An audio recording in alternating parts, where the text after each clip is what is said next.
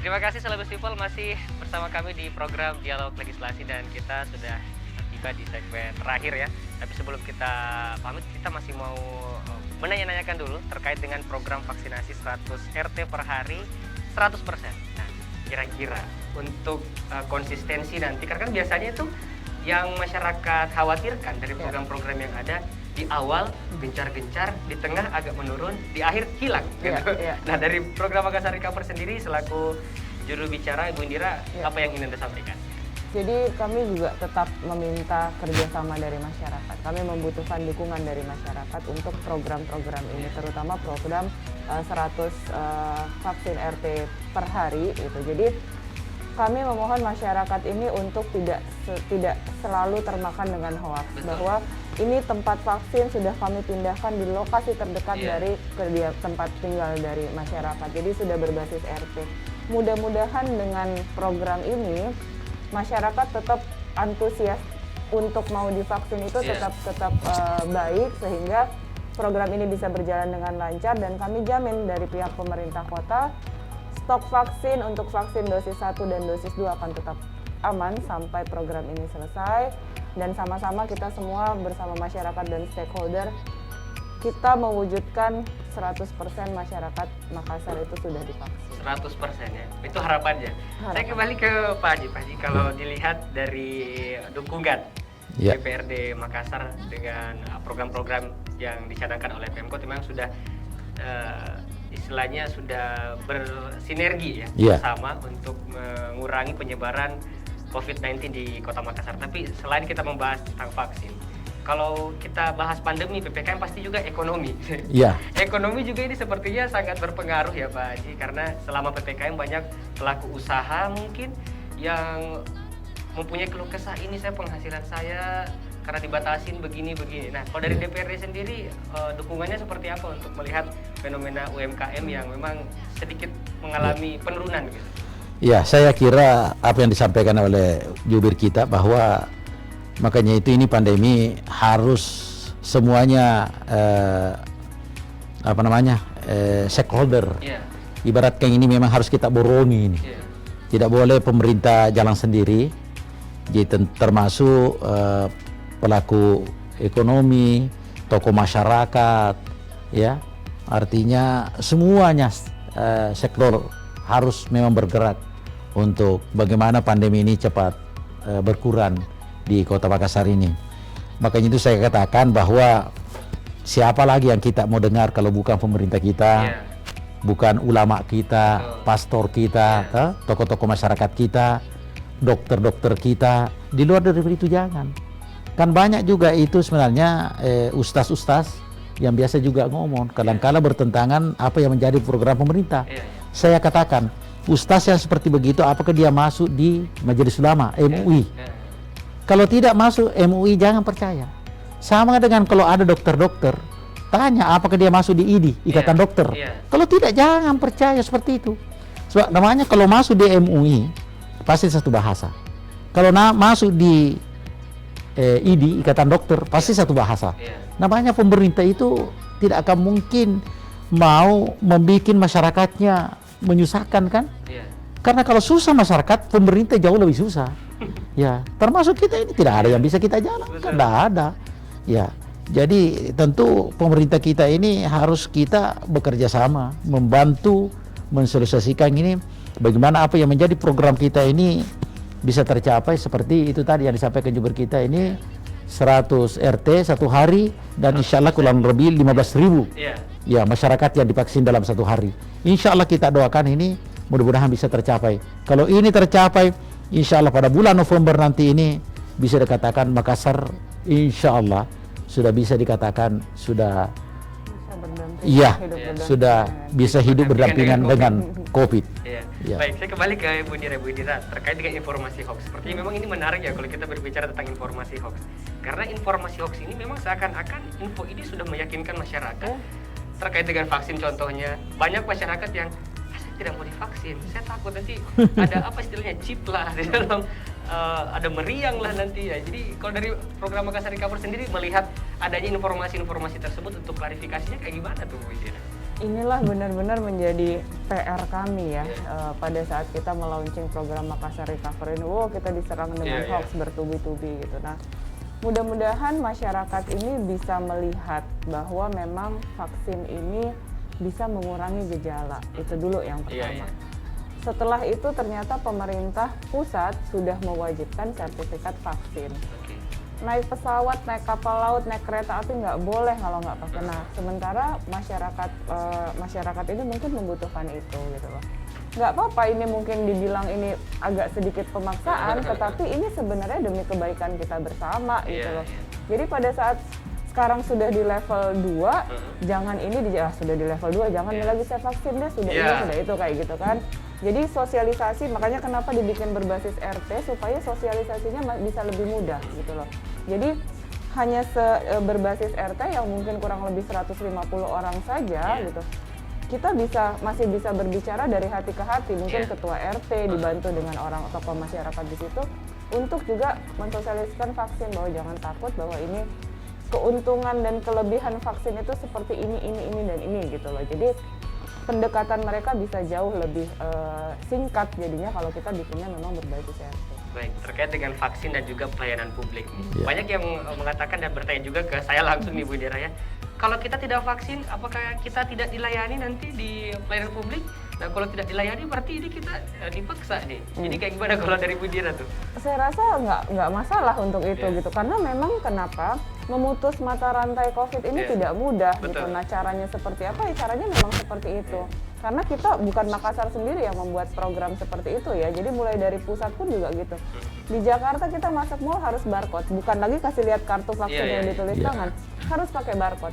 Rumah makan di Jakarta harus pakai barcode gitu loh. Kalau Makassar seperti itu, saya rasa semua warganya pasti, walaupun terpaksa tetap akan vaksin juga. Artinya ini bukan memaksakan, tapi memang ini harus dilakukan karena untuk menekan laju penyebaran COVID-19.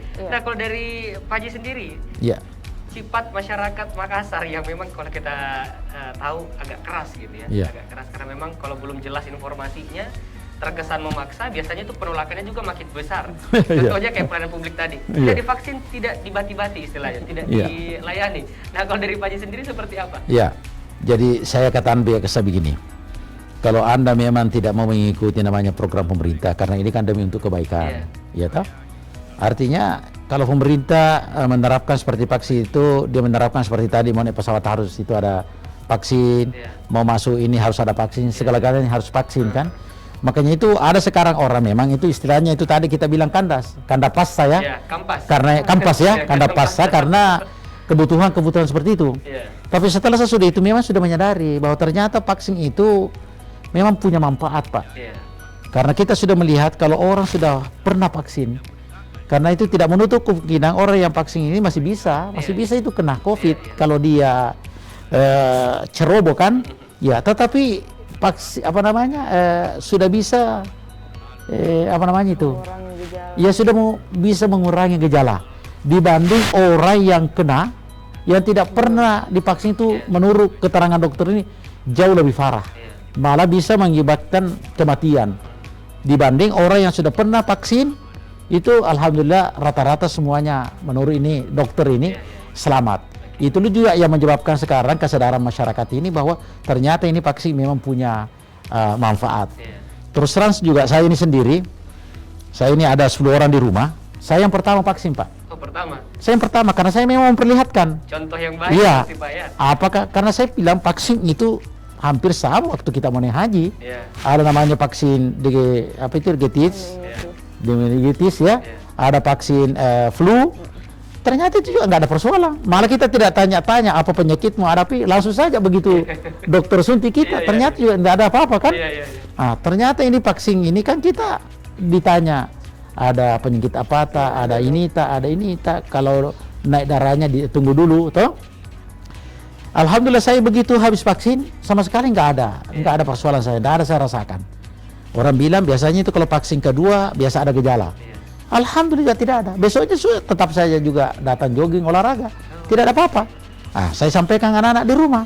Oh, nggak ada masalah. Silahkan vaksin gitu Ya, ya. namun katanya juga biasa ada orang lapar. Ya, ada juga orang rasa capek, ngantuk. Tapi itu juga sejenak. Saya bilang itu reaksinya obat. Mungkin ada virus itu yang mau diserang. Sama hanya anak-anak yang habis divaksin, yang bayi yang divaksin itu setelah sesudah divaksin kan sakit demam. Kasih makan obat selesai kan? Ya, itu menambahkan tambah kebal. Ya, jadi itulah yang menjadi harapan bagi saya ini. Karena ini saya sudah tidak, saya pintar ngomong seperti ini karena saya juga alami, saya sudah vaksin. Dan alhamdulillah semua orang di rumah saya tadinya karena memang ada penyakit seakan-akan bertentangan kalau vaksin, tapi ternyata alhamdulillah konsultasi dengan dokter tidak apa-apa. Ternyata orang di rumah saya 10 pengalaman, sudah semuanya divaksin dan tidak ada apa-apa.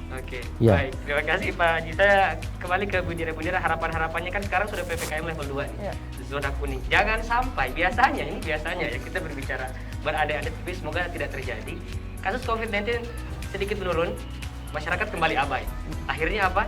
Kembali bergejolaklah kasus COVID-19. Adakah mungkin harapan-harapan dari Bundira selaku juru bicara Makassar Recover untuk kembali mengingatkan para masyarakat di luar sana agar walaupun kita sekarang zona kuning, tapi tetap harus taat dengan protokol kesehatan. Silakan. Baik, saya tetap berharap, kami dari pemerintah kota berharap masyarakat tetap saja waspada, jangan abai. Kenapa? Ini masih zona kuning, masih ada warna lain gitu di bawah ini gitu dan di atas ini. Jadi jangan sampai Makassar ini kembali naik dan akhirnya akibatnya juga dirasakan oleh masyarakat sendiri.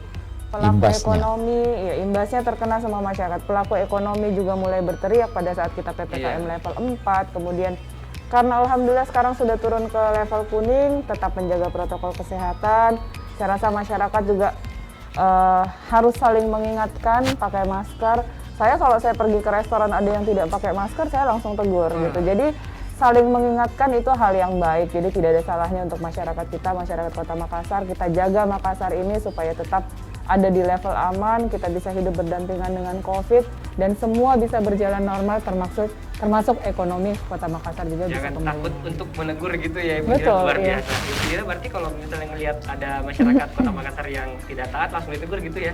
Saya kalau saya ketemu orang di restoran dia tidak makan, tidak dalam keadaan makan minum, dia jalannya saya tegur, mohon maaf tolong pakai maskernya gitu, karena ya membahayakan orang lain gitu loh. Saya sedikit canggung nanti. Kalau misalnya di luar nggak pakai masker. Iya betul. Terakhir saya ke Pak Haji. Kalau dari mewakili DPRD Makassar terkait dengan PPKM level 2, terus ini kan sekarang kita sudah zona kuning. Supaya kita tidak kembali terperosok lagi ke dalam zona merah yang memang kemarin pelaku UMKM yang ngomongnya ini kita penjual terang bulan malam jualnya, tapi ini kita malam sudah dibatasi gitu. Kayak gimana nih Pak Haji? Jadi saya sambung juga tadi dari Ibu Nira, saya kira kesemuanya harus kita memulai dulu dari keluarga.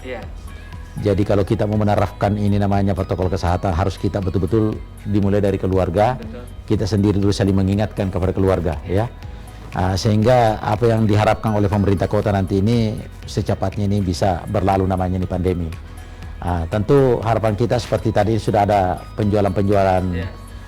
Karena ini kan memang level kita level 2, makanya itu kita ini sedikit toleransi terhadap kita UKM kita, ya terhadap ini pelaku-pelaku ekonomi, termasuk mungkin restoran dan hotel-hotel sudah mulai dibuka.